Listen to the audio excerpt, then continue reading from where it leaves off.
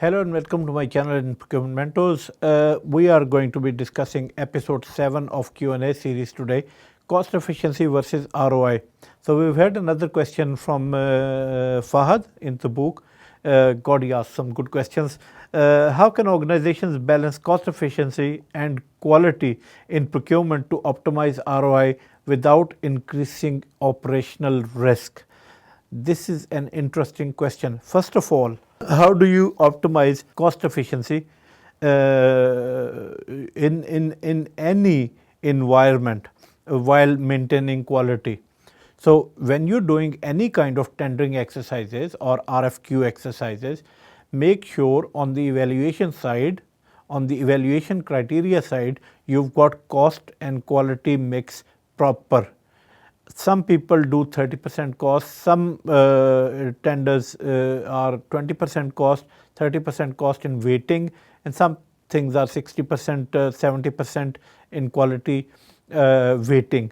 So you need to do the right kind of mix as per the tender requires for cost and quality in order to be as cost efficient as possible while maintaining quality.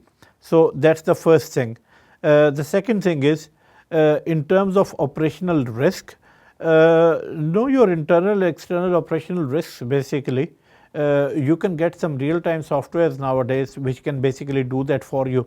I know Company Watch here in UK has a software which basically informs you of all of the risks from all of the suppliers in your supply chain, and you can pull them up, and there is 90-something% coverage of all of the suppliers because they are registered companies.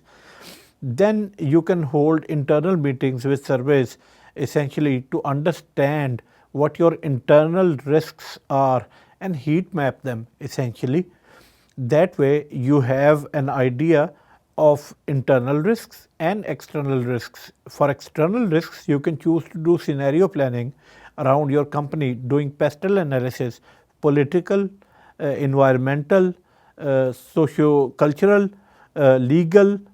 So these kind of things essentially to work out what your external risks are.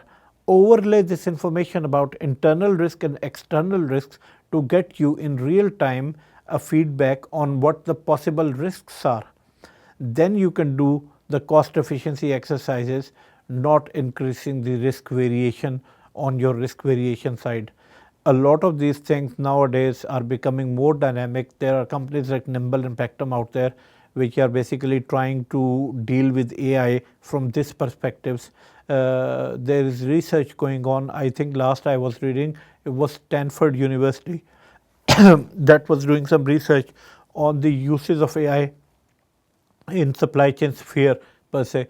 So you can read up on that as well, and hopefully that will give you a better idea around this. But thank you very much for asking this question. Look forward to seeing you once again in another episode of question and answer series on the Procurement Mentors. Thank you. Bye-bye.